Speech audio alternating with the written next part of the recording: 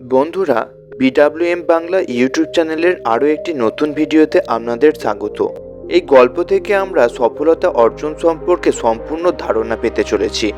এক গ্রামে একটা ছেলে ছিল। সে খুবই চেষ্টা করত যাতে সে সফল হতে পারে, কিন্তু সে বারবার কোনো না কোনো কারণে ব্যর্থ হতো। একদিন ছেলেটি গ্রামের শেষ প্রান্তে থাকা এক সন্ন্যাসীর কাছে গেল। ছেলেটি গুরুদেবকে তার সমস্যার কথা সম্পূর্ণ বলল। ছেলেটি গুরুদেবকে বলল, আমি চেষ্টা তো করি কিন্তু বারবার ব্যর্থ হই। আমি কোনোভাবেই সফল হতে পারি না। গুরুদেব ছেলেটির কথা মনোযোগ দিয়ে শুনল এবং ছেলেটি যে সমস্যায় পড়েছিল সেই একই সমস্যায় সমাজের অনেক মানুষ পড়েছিল। গুরুদেব বলল, সবার প্রথমে বোঝা দরকার সফলতা আসলে কি। সফলতার কথা যখন একজন সাধারণ মানুষ শোনে, তখন সে কোনো কলা বা কৌশলকে শিখে অর্থ উপার্জনের কথা চিন্তা করে। কিন্তু এটা কি প্রকৃত সফলতা হতে পারে? প্রকৃত সফলতা অন্য কিছু নয়, অভাব পূরণের নামই হলো প্রকৃত সফলতা। যে মানুষ হাসপাতালে মৃত্যুর সঙ্গে লড়াই করছে, তার কাছে বেঁচে থাকাই হলো সফলতা। যে মানুষ চোখে দেখতে অসুবিধা হয়, তার কাছে চোখে ভালোভাবে দেখতে পাওয়ার নামই সফলতা।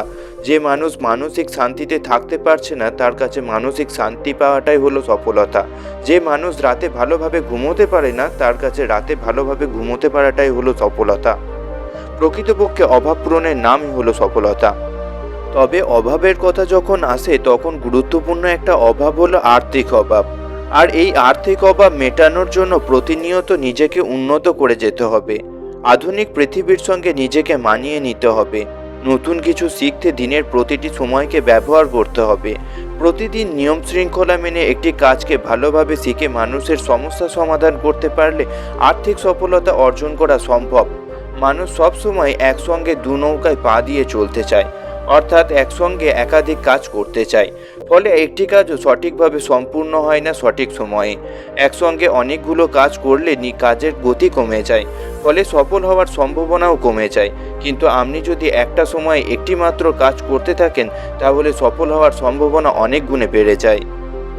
এই ধরনের ভিডিও পাওয়ার জন্য বিডাব্লিউএম বাংলা ইউটিউব চ্যানেলকে সাবস্ক্রাইব করে আমাদের পাশে থাকবেন।